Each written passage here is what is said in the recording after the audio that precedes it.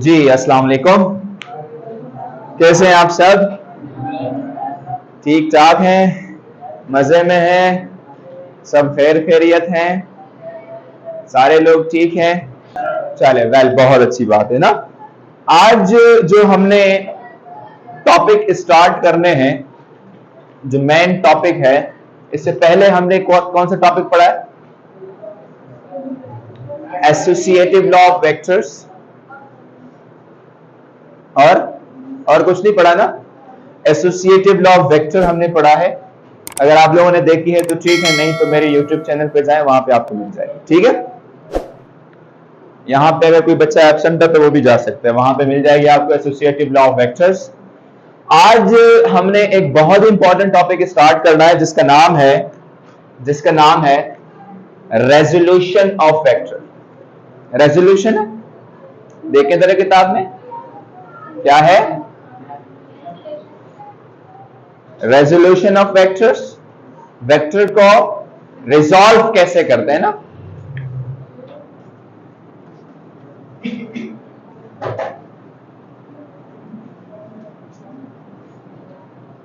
ये बहुत important topic है। रेजोल्यूशन ऑफ वेक्टर्स का मतलब होता है वेक्टर को रिजॉल्व कैसे करते हैं। क्या कैसे करते हैं? रिजॉल्व कैसे करते हैं। रिजॉल्व करने का मतलब क्या हुआ कि यहां पे आपको हम सिखाएंगे कि वेक्टर्स को किस तरीके से डिस्ट्रीब्यूट करता है, या वेक्टर ऐसी कौन सी चीजें हैं जिनसे मिलकर बना है। वेक्टर ऐसी कौन सी चीजें हैं जिनसे मिलकर वेक्टर बना है। जैसे आप किसी भी चीज की एग्जांपल ले लें, कोई भी चीज हो आपके इर्द गिर्द, कोई एक चीज मुझे बताएं, कोई भी एक चीज मुझे बताएं। इंसान किस चीज से मिलकर बना है? और भाई आप कह रहे हैं सेल, टिश्यू, पता नहीं क्या क्या क्या है, बायोलॉजी वाले बहुत अच्छे जानते हैं। सेल, टिश्यू, ब्लड है, वेसल्स हैं, यानी गोश्त है, हड्डियां है ना। ये सारी चीजों से मिलकर बना है, और बहुत सारी चीजें बायोलॉजी के टीचर्स बहुत अच्छा जानते हैं, आप स्टूडेंट भी बहुत अच्छा जानते हैं। ठीक, बात समझ में आ रही? क्लियर हो रहा है? ये मार्कर है मेरे हाथ में, किस चीज से मिलकर बना है? आप कहोगे सर जी ये प्लास्टिक है और इसमें एक होमोजीनियस मिक्सचर है, इंक है, होमोजीनियस मिक्सचर है, और एक टाइप का फॉर्म लगा हुआ है। मल्टी फॉर्म नहीं है ना, मल्टी फॉर्म होता है ना, वो कौन सा होता है जो बैग्स वगैरह में यूज होता है, मल्टी फॉर्म होता है, वो नहीं है ना। तो एक तरह का फॉर्म इसमें लगा है, अंदर इंक डाली जाती है वगैरह, इस पे एक कैप भी लगा होता है, इस हिसाब से पीवीसी, पॉलीविनाइल क्लोराइड या प्लास्टिक है। इन सारी चीजों से मिलकर ये प्लास्टिक बना है। फिजिक्स की जुबान में इसको कहते हैं कंपोनेंट्स। एक बॉडी किन किन चीजों से मिलकर बनी है उसे कहते हैं उसके कंपोनेंट्स। क्या कहते हैं उसके? कंपोनेंट्स। क्या कहते हैं उसको मेरा बच्चा? इस बात को जहन नशीन कर ले आप। क्या कहते हैं उसे? कोई भी बॉडी है, कुछ भी चीज है, वो किस किस चीज से मिलकर बनी है उसे कहते हैं। किसी केमिस्ट्री में डाइहाइड्रोजन ऑक्साइड की बात कर लूं, पानी की बात कर लूं, तो पानी किस किस चीज से मिलकर बनता है? आप कहते हैं सर हाइड्रोजन एंड ऑक्सीजन है। तो हाइड्रोजन और ऑक्सीजन इसके क्या हो गए? कंपोनेंट्स हुए ना। क्या हुआ इसके? कंपोनेंट्स। ये बात समझ में आ रही है? तो यहां पे रेजोल्यूशन ऑफ वेक्टर में मैंने आपको बताया कि रिजॉल्व करना होता है वेक्टर को, और वेक्टर को रिजॉल्व उसके कंपोनेंट में करते हैं। किस चीज में करते हैं? उसके कंपोनेंट्स में करते हैं। कंपोनेंट्स मतलब उसके हिस्से, हिस्से ही समझ लेते हैं ना। अगर कोई आपसे पूछे व्हाट इज कंपोनेंट्स, तो आप क्या बताएं? कंपोनेंट्स क्या होता है मेरा बच्चा? हिस्से होते हैं। उसके क्या होते हैं? हिस्से होते हैं। कि एक चीज किस किस किस चीज से मिलकर बनी है। एक बॉडी किस किस चीज से मिलकर बनी? तो एक बॉडी जिस चीज से मिलकर बनी है वो उसके कंपोनेंट्स। जैसे मैंने कहा, मार्कर की मिसाल दी मैंने आपको, तो मार्कर किस चीज से मिलकर बना है? मार्कर से प्लास्टिक है, अंदर एक फॉर्म है, वो भी प्लास्टिक है, और इंक इन चीजों से मिलकर बनी। तो ये जो चीजें मैंने बताई ये इसकी क्या है, कंपोनेंट्स हो गए। क्या हुए? मैं खुद हूं, मैं सर जी गोश्त है आपके ऊपर, और हड्डियां हैं, बाल है, ये सारी चीजें मेरी क्या है, कंपोनेंट्स है ना। इन सारी चीजों से मेरी बॉडी बनी। तो वेक्टर्स को रिजॉल्व करना यानी वेक्टर्स को कंपोनेंट में ब्रेक करना। इस क्लास में, आज की क्लास में हम ये जानेंगे कि हमने वेक्टर्स को किस तरीके से, कैसे जो है कंपोनेंट्स में डिवाइड करना है, डिस्ट्रीब्यूट करना है, कैसे डिवाइड करना है और कैसे उसको डिस्ट्रीब्यूट करना है। बात समझ में आ रही है? अब फॉर एग्जाम्पल मेरे पास एक बॉडी है, फॉर एग्जाम्पल दे रहा हूं आपको।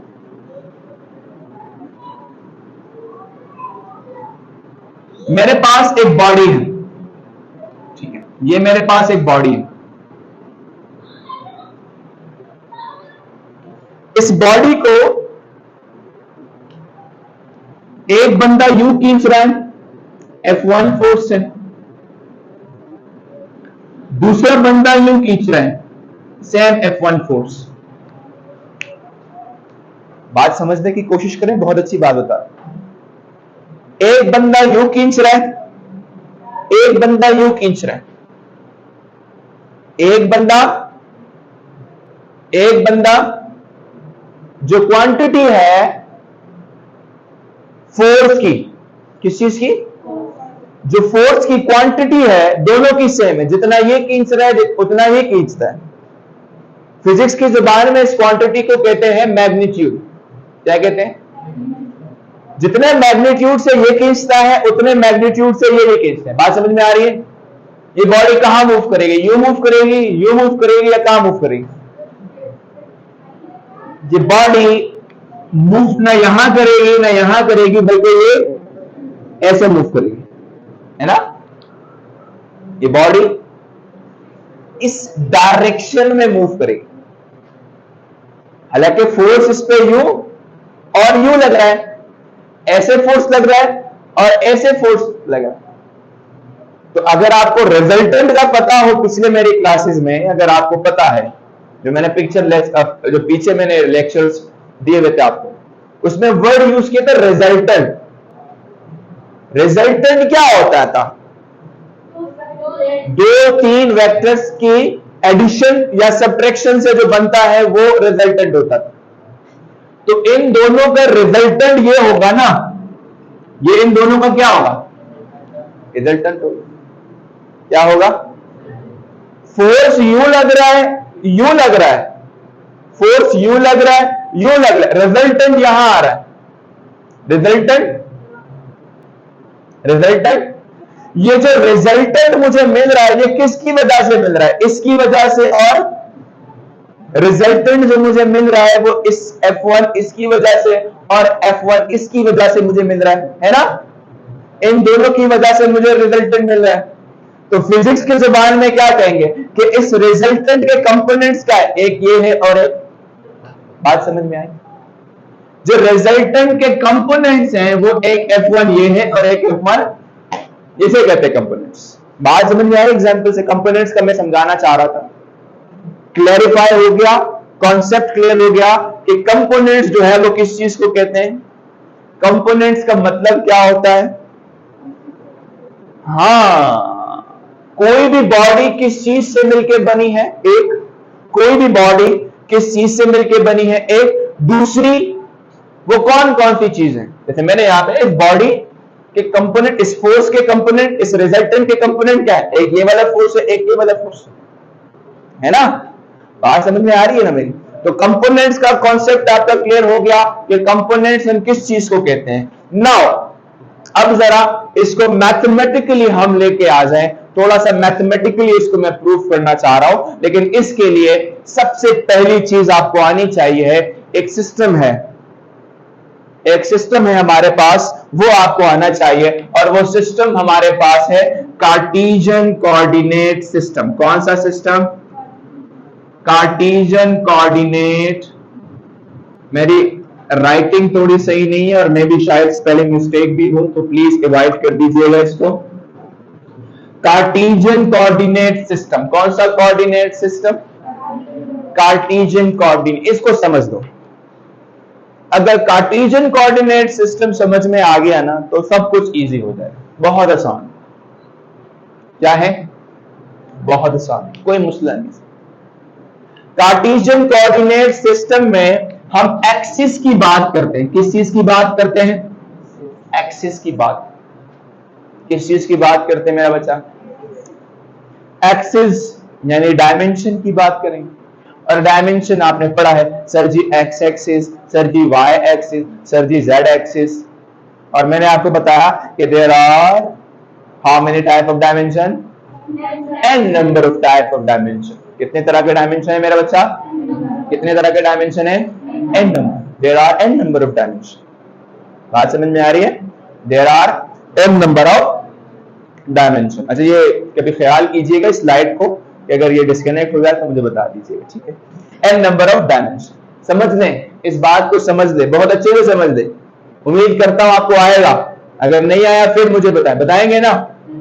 गुड। एक लाइन ये है, इस वर्टिकल लाइन इसको कहेंगे। एक लाइन यू है, ये हो जाएगी एक्स एक्सिस, जिसको हॉरिजॉन्टल लाइन कहेंगे।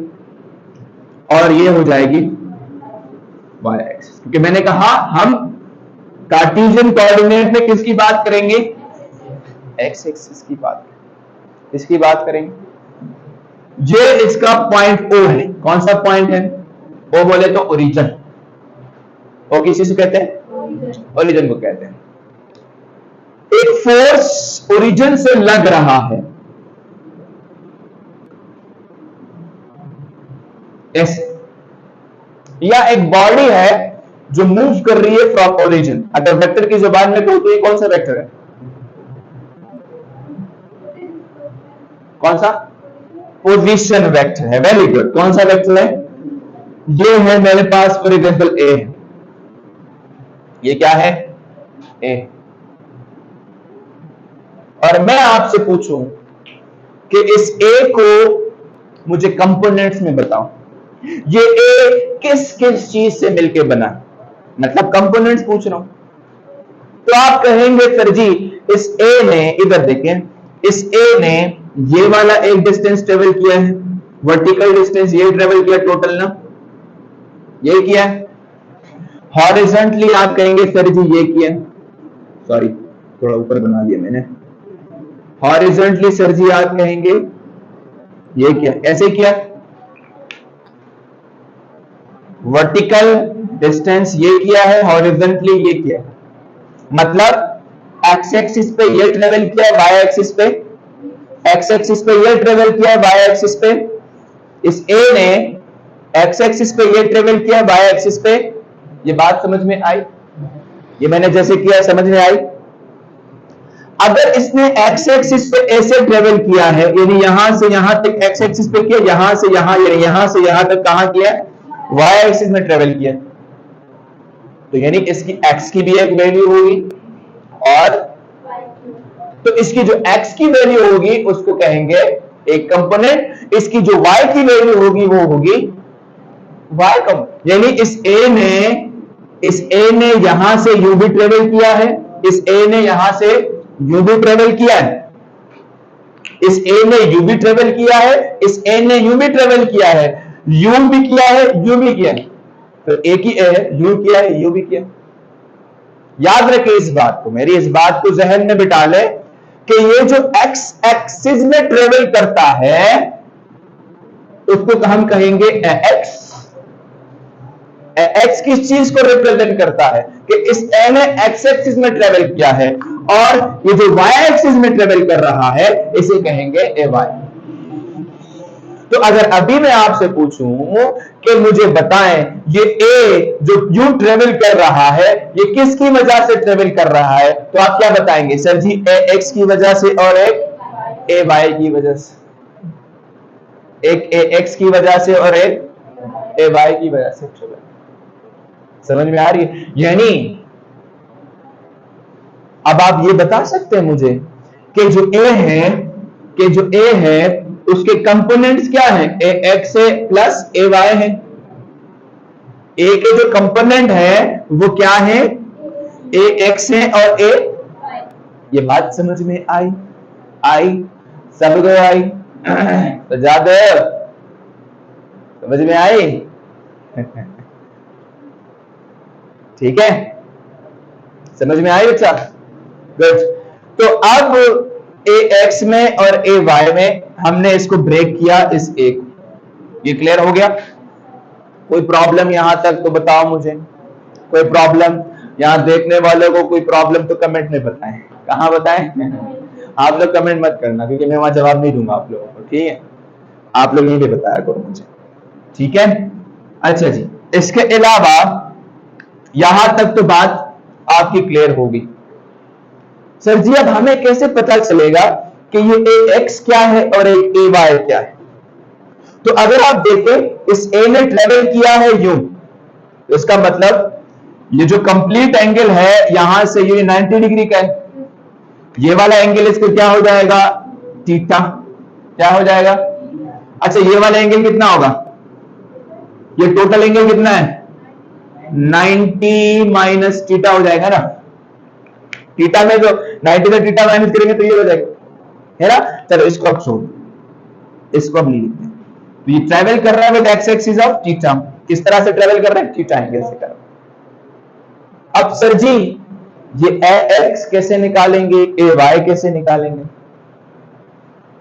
ए एक्स कैसे निकालेंगे? ए, इसको जल्दी से नाम दे दें। ओ ए, सॉरी ये हो गया ए, ये बी, ये सी। ओ ए बी सी, ये पॉइंट के नाम दे दिए। ट्राइंगल कौन सा देखो? ट्राइंगल ओ बी सी देखो। कौन सा? O B. कौन सा ट्राइंगल? O B C. कौन सा ट्राइंगल? O B C. कौन सा ट्राइंगल?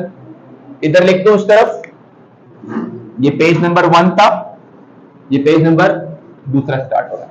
ट्राइंगल कौन सा देखे मेरा बच्चा? ट्राइंगल ओ बी सी देखे। कौन सा ट्राइंगल देखे? ओबीसी। ओ बी सी, ये ट्राइंगल है ओ बी सी।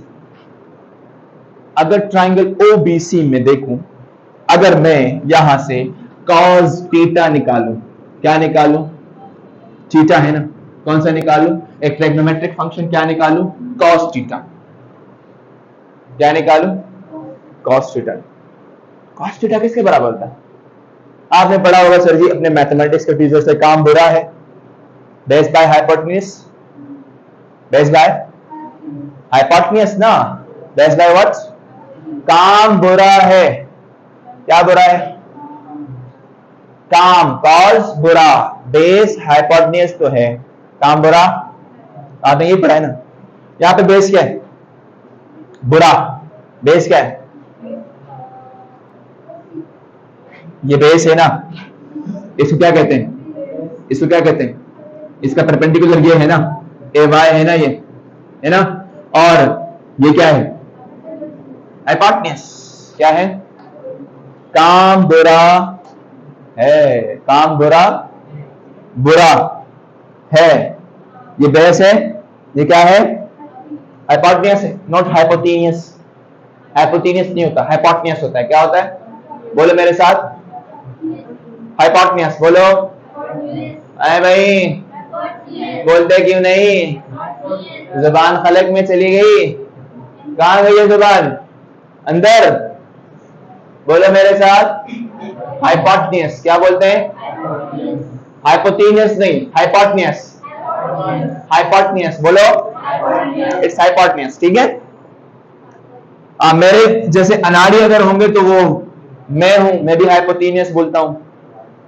तो आप तो माशाल्लाह अच्छे खास हो, आप लोग क्या बोलेंगे? हाइपोटेन्यूज। क्या बोलेंगे? ट्राइंगल इस ओबीसी में मैंने देखा cos थीटा। cos थीटा किसके बराबर है? काम बुरा है, बुरा है, बेस अपॉन, फिर से hypotenuse, base upon hypotenuse, base upon hypotenuse सिर्फ एच वाई पी लिख देता हूं, बेस अपॉन हाइपोटेन्यूज। ये हो गया बेस, ये हो गया हाइपोटेन्यूज। बात समझ में आई? इधर देखो, बेस, ये बेस की वैल्यू क्या है, हाइपोटेन्यूज क्या है, तो cos थीटा बराबर हो जाएगा ax अपॉन एक, किसके बराबर हो जाएगा, ये a डिवाइड हो रहा है, इधर आके मल्टीप्लाई, तो a cos थीटा, कौन सा थीटा, cos थीटा बराबर हो जाएगा ax के, किसके बराबर हो जाएगा, या और करके लिखे कि ax बराबर होगा a cos theta, a cos। बात समझ में आई मेरा बच्चा? ये a इधर डिवाइड हो रहा था, इधर लाके मल्टीप्लाई किया, ax बराबर आ गया a cos थीटा। यानी अगर अभी आपसे कोई पूछे कि a x एक्सिस का कंपोनेंट किसी भी फोर्स ऑफ a के लिए, किसी भी a के लिए क्या होगा, तो आप क्या बताएंगे, a cos थीटा। अगर मैं fx कंपोनेंट पूछूं तो f cos थीटा। अभी बताऊंगा आपको, एक दो एग्जांपल करवाऊंगा, बहुत अच्छे से समझ में आएगा मेरा बच्चा। ये समझ में आया, ax किसके बराबर आया, अब किसका नंबर है, ay के लिए आप ट्राइंगल को फॉलो करें, पेज नंबर 3 है, ट्राइंगल कौन सा, OAB, कौन सा ट्राइंगल, ट्राइंगल OAB। बात समझ में आई? ट्राइंगल OAB क्या है, OAB, ये वाला ये ट्राइंगल, कौन सा ट्राइंगल, ये वाला ट्राइंगल नजर आ रहा है, OAB। ट्राइंगल OAB में अगर मैं साइन थीटा निकालना चाहूं, क्या निकालना चाहूं, साइन थीटा, कौन सा थीटा, तो किसके बराबर है, परपेंडिकुलर बाय हाइपोटेन्यूज। साइन तो किसके बराबर होगा मेरा बच्चा, परपेंडिकुलर अपॉन हाइपोटेन्यूज। तो साइन थीटा कौन सा थीटा, परपेंडिकुलर इधर क्या है, परपेंडिकुलर इधर क्या है इस ट्राइंगल में, ay, a हाइपोटेन्यूज क्या है, a डिवाइड इधर आके a साइन थीटा, a कौन सा थीटा बराबर होगा, और करके लिखूंगा ay बराबर a साइन, सारे मिलके बोले a साइन थीटा। ये कौन सा कंपोनेंट हो गया, कौन सा कंपोनेंट हो गया, इसको कहते हैं, इस पूरे प्रोसेस को कहते हैं कार्टेशियन कोऑर्डिनेट सिस्टम। कौन सा कोऑर्डिनेट सिस्टम, अगर मैं आपसे पूछूं कि एक्स एक्सिस का कंपोनेंट क्या होता है, तो आप क्या बताएंगे, आप सबसे बोलेंगे सबसे पहले कि पार्टिकल क्या है, पार्टिकल का नाम बताएं। सर जी तो मैं कहूंगा सी। अब फॉर एग्जांपल सर ओमेर है, एक्स एक्सिस का क्या होगा फिर, सर ओमेर कॉस थीटा, और वाई एक्सिस का सर ओमेर साइन थीटा। अगर मैं कहूं यहां से वो क्या नाम है तुम्हारा, ओ मसीह, हाँ क्या नाम है तुम्हारा, रईसा, पार्टिकल रईसा है, तो रईसा कॉस थीटा कौन सा कंपोनेंट है, कौन से का, एक्स कंपोनेंट, और वाई कंपोनेंट। अच्छा एक चीज बड़ा इंपॉर्टेंट चीज आपको बताता चलो, इसको ना इधर डाल दो। एक चीज मैं बताने वाला हूं बहुत इंपॉर्टेंट है, इसको सीख लो। खुदा न ख्वास्ता अगर मैंने इसको यू बना लिया, ये फोर्स जा रहा है F, और थीटा इधर आ गया, कहां आ गया, थीटा इधर नजर आ रहा है कैमरा में, अरे मेरा छोड़ो, ये नजर आ रहा है ना, हेलो, हाँ आ रहा हूं। ये क्या है थीटा, ये क्या है थीटा। अगर इसके देखो इधर देखो, थीटा इधर था ना, तो एक्स कंपोनेंट ये था, a cos थीटा ये बना। अगर थीटा इधर आ गया, इस वाले डायरेक्शन में आ गया, इस वाले में इंटीटर से जाकर ऐसे डायग्राम बना के देते हैं। तो याद रखे मेरी बात, ये इसका एक्स कंपोनेंट, ये इसका वाई कंपोनेंट। ओए इधर देख ले मेरे मुन्ने।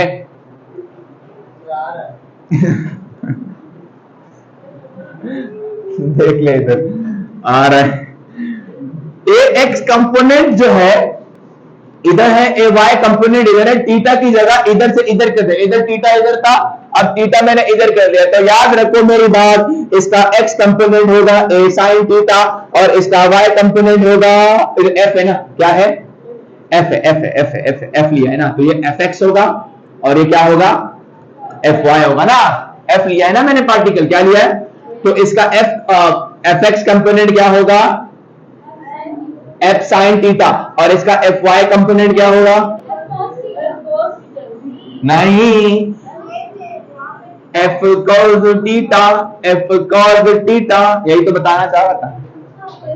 जब थीटा इधर से शिफ्ट होके इधर आ जाए तो इसका एक्स कंपोनेंट होगा साइन थीटा और इसका वाई कंपोनेंट हो जाएगा, क्या हो जाएगा, क्या होगा, क्या होगा। ओके सो एफ एक्स इसका क्या हो जाएगा एफ साइन थीटा और एफ वाई क्या हो जाएगा, फॉर एग्जाम्पल मैंने इसको ना twinkle twinkle little star how I wonder what you are, ऐसे नहीं, ऐसे twinkle twinkle little star how I wonder what you are, ये थीटा इधर है। जैसे भी लिखो, मुझे इसके कंपोनेंट्स बताओ। चलो ये पार्टिकल ए है फॉर एग्जांपल, क्या है, चलो इसके कंपोनेंट बताओ।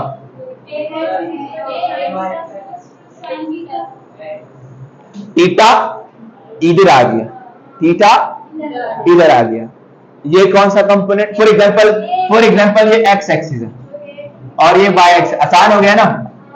अब बताएं ए एक्स कंपोनेंट इसका क्या होगा,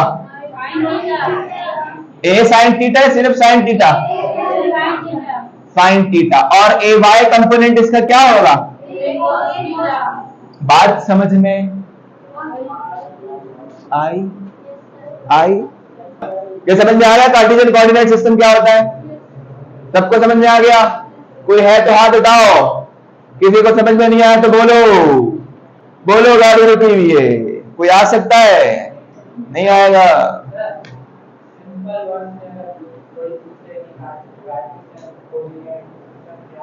तो आपने बताना है, हाँ कार्टेशियन कोऑर्डिनेट सिस्टम, वो कह रहे सिंपल वर्ड में कोई पूछे, होटल पे बैठे वक्त चाय पी रहे और कोई मुझे आके पूछे कि कौन सी क्लास में पढ़ रहे हैं, ऐसे होता है ना, तो मैं बताऊं सर जी एफएससी कर रहा हूं। अगर उसने सवाल पूछ लिया तो क्या पूछ लिया, सवाल। अच्छा पता है सवाल सबसे ज्यादा कौन पूछते हैं, कौन, नहीं अब्बू के दोस्त पूछते हैं उसके अब्बू के दोस्त पूछते हैं, वो मेरे ख्याल से तुम्हारी वैल्यू अब्बू के सामने गिराना चाहते हैं तो अगर कोई सिंपल वर्ड में पूछे आपसे कि what is Cartesian coordinate system, तो आप बताना कि एक सिस्टम, एक ऐसा सिस्टम, अच्छा सिस्टम बहुत है, एक कार्टेशियन कोऑर्डिनेट सिस्टम है, एक पोलर कोऑर्डिनेट सिस्टम है, बहुत सिस्टम्स हैं। कार्टेशियन कोऑर्डिनेट सिस्टम एक ऐसा सिस्टम होता है जिसमें हम किसी भी चीज को डिस्ट्रीब्यूट करें उसके कंपोनेंट में, उसके एक्सिस में, किस चीज में, उसके कंपोनेंट में, उसके एक्सिस में, किस चीज में। कार्टेशियन कोऑर्डिनेट सिस्टम की सबसे बड़ी निशानी यह है कि इसमें हम एक्स एक्सिस और वाई एक्सिस की बात करेंगे। किसकी बात करेंगे, X axis, Y axis, Z axis, X square Y, किसी भी एक्सिस की बात करेंगे, सिंपल सी बात। कार्टेशियन कोऑर्डिनेट सिस्टम एक ऐसा सिस्टम होता है जिसमें हम किसी भी, फॉर एग्जांपल मैंने दे दिया आपको कि भाई ए है 2,3, इसको मुझे कार्टेशियन कोऑर्डिनेट सिस्टम में बताएंगे, तो आप मुझे क्या बताएंगे, आप मुझे यही कहेंगे ना सर जी कि इसका जो एक्स कंपोनेंट है वो कितना है, ए एक्स कितना है 2 है और ए वाई कितना है 3 है, ऐसे ही बताएंगे ना। तो मैंने किस जुबान में बात की, एक्सिस की जुबान में बात की, तो that is known as Cartesian coordinate. आसान से वर्ड्स में ऐसे कह सकता है, सबसे आसान। लेकिन अगर आपसे कोई वेक्टर की जुबान में पूछना चाहते हैं, वेक्टर एनालिसिस की जुबान में पूछे, अगर हायर क्लासेस में आप इंजीनियरिंग रखते हैं या कोई मैथमेटिक्स रखता है या कोई फिजिक्स रखता है या कोई भी है, माशाल्लाह यहाँ बहुत सारे हैं जो रखना चाहते हैं, अगर आप में से कोई रखना चाहता है तो आपको एक सब्जेक्ट पढ़ाया जाएगा वेक्टर एनालिसिस के नाम से। एक नहीं बल्कि बहुत सारे हैं, बेसिक वेक्टर एनालिसिस, फिर आगे वगैरह वगैरह वगैरह एडवांस में जाते हैं। तो वहां वेक्टर की जुबान बोली जाती है। किसकी जुबान? और वेक्टर की जुबान में अगर कोई आपसे पूछे कि भाई ये जरा मुझे बताओ कि वेक्टर को रिजॉल्व कैसे करते हैं, तो आप बताना क्या करते हैं वेक्टर को? वेक्टर को रिजॉल्व करते हैं उसके कंपोनेंट्स। किसमें? कंपोनेंट्स का मतलब वेक्टर किस किस चीज से मिलके बना है, वेक्टर किस किस चीज से मिलके बना है। बात समझ में आई? पूरी क्लियर हो गई? लिखना है बोर्ड तो लिखे, फिर मैं इसको क्या कर देता हूं, मिटा देता हूं। ठीक है, स्टॉप कर। अब एक दो एग्जाम्पल करेंगे ताकि आपको माइंड में क्लियर हो जाए कि हम किस तरह से चीजों को कंपोनेंट्स में ब्रेक करते हैं। जस्ट फॉर एग्जाम्पल से समझ ले मेरा बच्चा, कि आपको समझ आए कि हमने कैसे जो है वो ब्रेक डाउन करना है ना। एक फिगर मैं यहां पे बना रहा हूं, डायग्राम है मेरे पास। 30 डिग्री कैलकुलेटर सबके पास है, साइंटिफिक कैलकुलेटर निकाले। एक फोर्स ए यहां से लग रहा है इधर, जो है 20 न्यूटन का। कितने न्यूटन का? एक फोर्स ए 20 न्यूटन का लग रहा है विद एंगल ऑफ बेस। कभी कभी बेस आ जाता है और कभी कभी एक्स एक्सिस आ जाता है, with x axis of 30 degree. कितने डिग्री से? 30 डिग्री से। कभी कभी डायग्राम नहीं देते बल्कि डायरेक्टली बना लेते हैं। वो खिड़की बंद कर ले प्लीज, आपकी बड़ी मेहरबानी होगी मैम। एंड आपसे पूछे कि भाई आपने ब्रेक करना है इसको किस चीज में? ब्रेक करें इसको इनटू कंपोनेंट्स में। किस चीज में ब्रेक करें? कंपोनेंट्स में आपने ब्रेक करने। ब्रेक इनटू क्या करना है? कंपोनेंट्स करना। क्या करना है? कंपोनेंट्स में ब्रेक करना। बड़ा आसान सा काम। आपको पता है ए एक्स बराबर होगा ए कॉस थीटा। ए एक्स यहां पे क्या होगा? ए कॉस थीटा होगा ना, क्योंकि थीटा यहां है। तो ए एक्स बराबर होगा ए कॉस थीटा, और ए एक्स बराबर होगा ए की वैल्यू कितनी है? 20 ना। 20 कॉस एंगल कितना है? 30 डिग्री। तो ए एक्स कितना आएगा मेरा बच्चा? कॉस 30 कितना होता है? 0.86 and 20 multiply by 0.86, A x कितना आएगा? 17.3 ए एक्स इसका आएगा। अच्छा एक बात याद रखें, हमेशा जो डिग्री है वो आप फ्रैक्शन में बताएंगे। किसमें बताएंगे? फ्रैक्शन। ठीक है, इस बात का ख्याल है। फ्रैक्शन में हाँ तो कोई मसला नहीं, उसके कैलकुलेशन में मसला होगा, और जो कैलकुलेशन में मसला आता है उसे क्या कहते हैं? कौन सा एरर? Systematic error. कौन सा एरर? कौन सा आपने कहा? इंस्ट्रूमेंट सिस्टम में एरर। अच्छा सॉरी, इसका भी एक है ना, कौन सा कंपोनेंट बचा है? ए वाई बचा है ना। ए वाई बराबर ए साइन थीटा। कौन सा थीटा? ए वाई बराबर ए की वैल्यू 20 साइन 30 फ्रैक्शन में बताना। अब तो ए वाई बराबर 20 साइन 30 कितना होता है? 1/2। 2 1 जा 2 10 जा, तो ए वाई कितना आया? कितना आया? ये न्यूटन में है ना, क्योंकि ये न्यूटन में दिया 10 न्यूटन। कितना न्यूटन? बात समझ में आई क्या? आई क्या? हाँ कोई बात नहीं, थीटा दोनों में with angle of theta. Now दूसरी चीज, एक एग्जांपल और करवाओ, फिर आपको करने के लिए देता हूं। ठीक है मेरा बच्चा, ये बना आपके कोऑर्डिनेट्स, ये है y एक्सिस, ये है x एक्सिस। ठीक है जी। अब यहां से एक फोर्स F लग रहा है, कितने डिग्री से? एंगल ऑफ, अब डिग्री यहां से हटा के यहां कर दूं, 60 डिग्री से। कितने डिग्री से? 60 डिग्री। कितने डिग्री से? 60 डिग्री से। तो मेरा बच्चा इसका x कंपोनेंट क्या होगा, आप बताएंगे सर जी? अच्छा, ये F 50 न्यूटन दे दिए। कितना दे दिया? और ये Fx होगा ना, Fx बराबर 50, यानी Fx बराबर F साइन थीटा। गुड। और Fx बराबर हो जाएगा, F कितना है? Sign 60 degree. साइन 60 कितना होता है? साइन 60 कितना होता है? 3/2। तो सॉल्व करेंगे, 2 1 2 25, Fx आएगा 25/√3 न्यूटन। बात समझ में आई क्या? आई क्या? नहीं आई? आई क्या? आप इसका Fy कैसे निकालेंगे बच्चा मेरा? Fy इक्वल्स टू क्या होगा? F cos theta. अच्छा, अगर आप यहां देखें, हमने यहां पे a cos थीटा लिया है, क्योंकि एंगल यहां बन रहा है ना, यहां पे Fx यहां बन रहा है साइन थीटा के साथ, क्योंकि थीटा यहां दिया हुआ है। तो सॉरी, यहां दिया हुआ है थीटा यहां, तो ये Fx क्या होगा? साइन थीटा में जाएगा। x एक्सिस साइन थीटा और y एक्सिस क्या हो जाएगा? cos theta. तो Fy जो है ये बराबर F कितना है? 50 cos थीटा,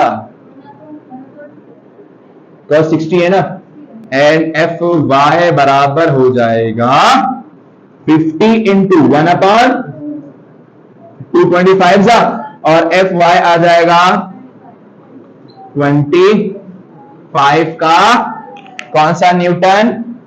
कौन सा न्यूटन?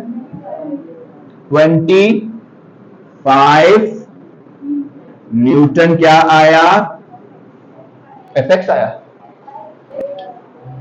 एक एग्जाम्पल आप देख ले मेरा बच्चा प्लीज। एक एग्जाम्पल है,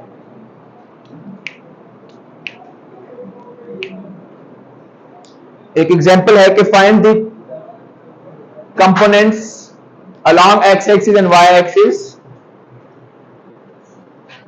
क्वेश्चन लिख देता हूं यहां पे कि फाइंड द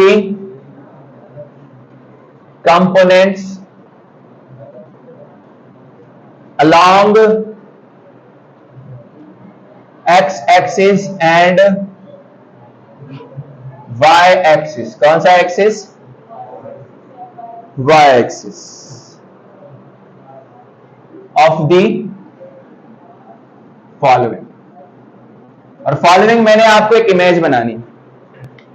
फॉर एग्जाम्पल, ये मेरे पास एक हाथ की गाड़ी है। कौन सी गाड़ी है? कुछ भी ले लें आप।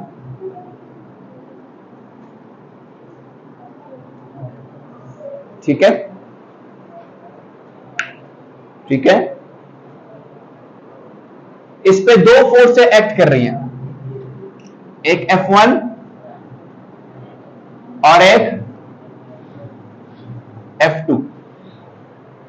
कितने फोर्सेस? कितने फोर्सेस?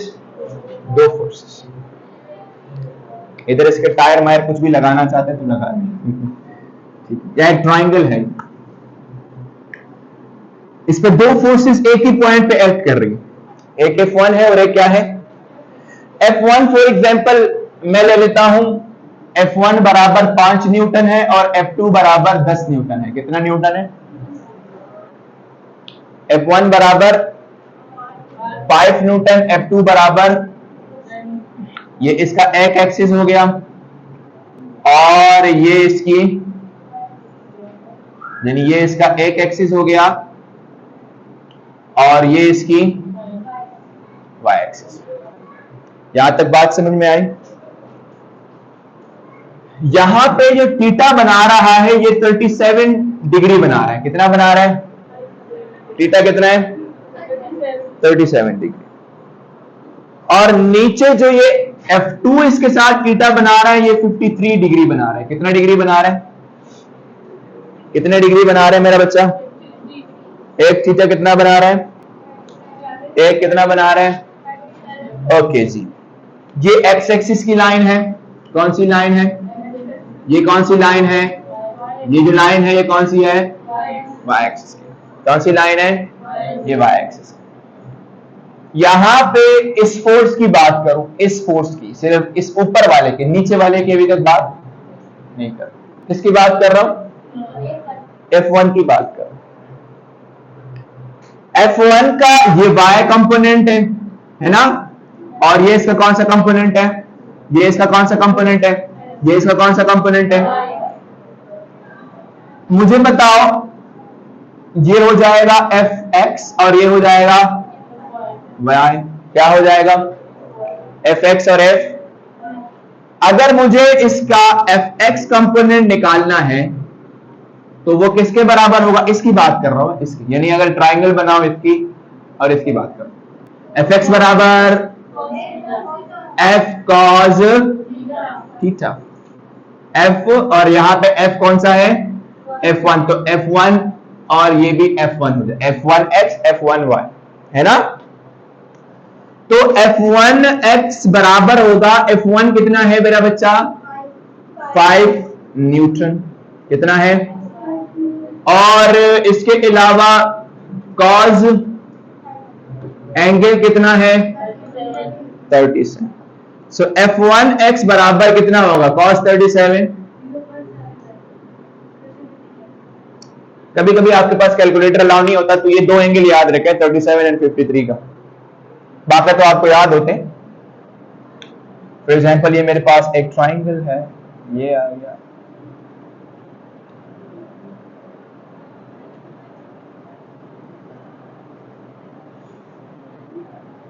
ये एंगल 37, तो ये साइड परपेंडिकुलर 3, ये 4 और ये 5, ये 3, ये 4 और ये एंगल 37 का, जहां तक मुझे याद है, आपको याद होगा नहीं होगा लेकिन मुझे याद है 3, 4, 5 साइड निकलेंगे इसमें। अगर आपने मैथ्स पढ़ी है तो पढ़ी है सपने में पढ़ी होगी ना। तो मैं बात कर रहा हूं, क्या चीज मेरा बच्चा, cos थीटा किसके बराबर होता है, काम बुरा है, बेस अपॉन हाइपोटेन्यूज, बेस क्या है, हाइपोटेन्यूज क्या है, तो 5 इंटू बेस अपॉन 4/5, 5 से 5 कैंसिल, f1 x बराबर 4 आएगा। और अगर आप वहां जाके देखें तो आपका भी आंसर आएगा। अगर आप डायरेक्ट cos 37 डिग्री डालें फिर उसको 5 से मल्टीप्लाई करके चेक करें, cos 37 के लिए, अभी 53 के लिए बताऊं, वो तो cos 60, cos 1/2, ये cos 30 degree, cos 90 degree, cos 120 degree, ये तो आपको पता है ना। क्या है, 4 आ रहा है ना, क्या है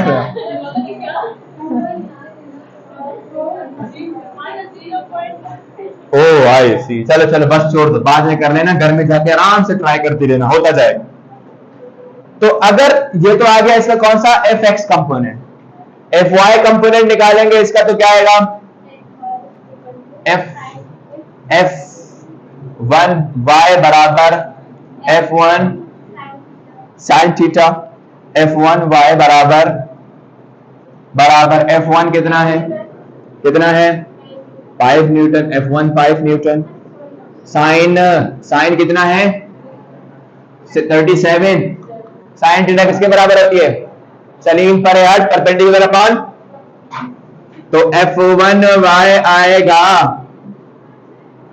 ओए नमूनो 5 इंटू 3/5 ना, क्योंकि साइन किसके बराबर होता है, परपेंडिकुलर अपॉन हाइपोटेन्यूज, 37 डिग्री का एक ट्राइंगल ये होता है, 3/5 होगा, तो 5 से 5 क्या हो जाएगा, तो f1y देके आपके पास 3 आया होगा, आया है 3 आया ना, है ना। तो देखो इसके लिए हमने f1 और f2 निकाल लिए। अब ये जो नीचे वाला है f2 के लिए आप ये दोनों निकाल सकते हैं, ये इसका कौन सा कंपोनेंट होगा, ये इसका कौन सा कंपोनेंट है, निकाल लेंगे। इसका ट्राइंगल मैं यहां ड्रॉ करके दे देता हूं। इसका ट्राइंगल अगर आप कैलकुलेटर से नहीं करना चाहते हैं, डायरेक्ट करना चाहते हैं, तो इसका ट्राइंगल 53 डिग्री का, कौन से डिग्री का, अगर आ गया 53 डिग्री तो ये 4 3 5 है, इसकी ये साइड 4 होती है, ये 3 होती है, ये क्या होती है।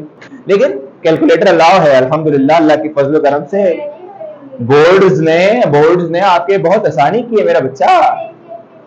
हाँ, ये उसी के लिए बताया मैंने, क्योंकि मेरे बहुत सारे स्टूडेंट यहाँ एमकेट की क्लास भी लेते होंगे, तो एमकेट में ये नहीं होता, ईकेट में भी बहुत सारे यूनिवर्सिटीज में नहीं होता, तो प्लीज काइंडली इसको जरा देखिए, ठीक है। प्रूफ दैट दिस बराबर दिस बराबर दिस हो गया। इसमें ये कौन सा साइड है और ये कौन सा साइड है, वो कह रहे हैं प्रूफ करो और मैं क्या कह रहा हूं, सॉल्व कर रहा हूं, इसलिए माजरत, सॉरी। मेरा बच्चा इसमें राइट हैंड साइड उठा लें, कौन सा साइड उठा लें, और मेरे मुन्नो कौन सा साइड उठा लें, कौन सा साइड उठा लें, राइट हैंड साइड में क्या है, under the root A X का whole square plus A Y का होल स्क्वायर, यही है। ए एक्स किसके बराबर है, ए कॉस थीटा का whole square plus A sine theta का whole square under the root में, अंडर द रूट में।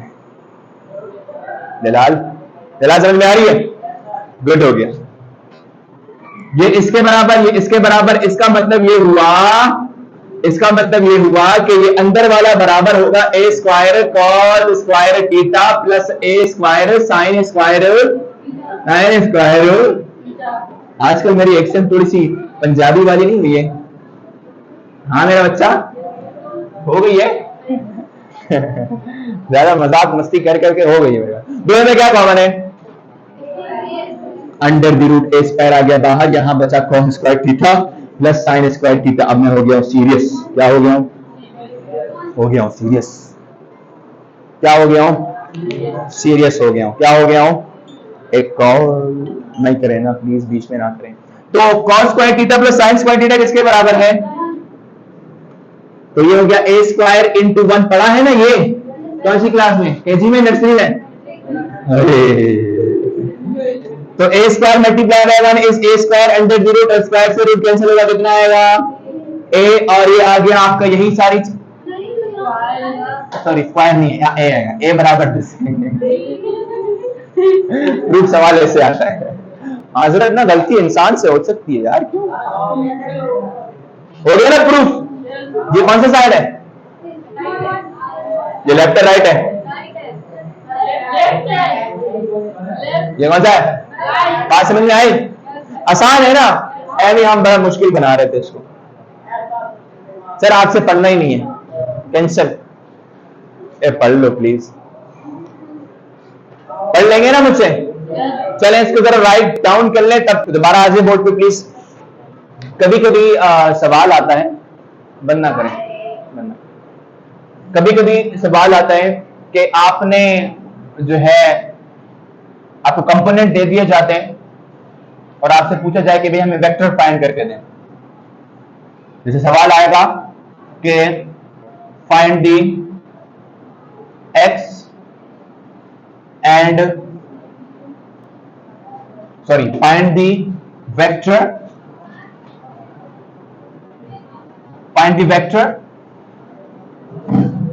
if the x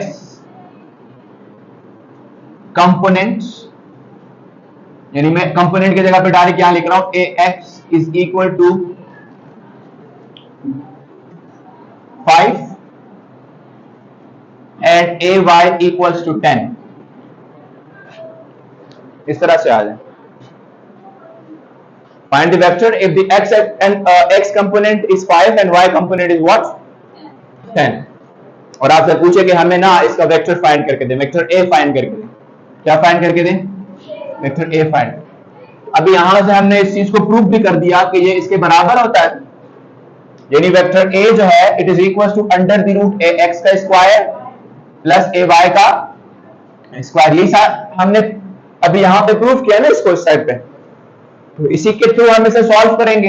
हमें अगर वेक्टर निकालना है तो मेरा बच्चा वेक्टर a क्या हो जाएगा, यहां से under the root A X का स्क्वायर है और इसका x कंपोनेंट कितना है 5 का स्क्वायर और इसका y कंपोनेंट कितना है 10 का स्क्वायर अंडर द रूट में, तो इसका मतलब ये होगा कि वेक्टर ए जो है वो मेरे पास आएगा अंडर द रूट 25 प्लस 100, और एल वेक्टर कितना आएगा अंडर द रूट 125, और इसका मतलब ये कितना आएगा vector A 5 under the root 5 under the root 5 metre. If अगर ये फोर्स है, अगर ये वेक्टर क्या है, कभी कभी पूछा जाता है कि find the force if it's x component is this and y component is this, तो आपने वो फोर्स निकाली, यहां से वेक्टर, तो इसलिए मैंने वेक्टर फॉर्म लिया। बात समझ में आ गई ना, क्लियर हो गया कि किस तरह से हमें अगर कंपोनेंट दे दे तो कैसे निकालने, और अगर वेक्टर दे दे तो फिर कंपोनेंट कैसे निकालने, ये सारी चीजें क्लियर हो गई।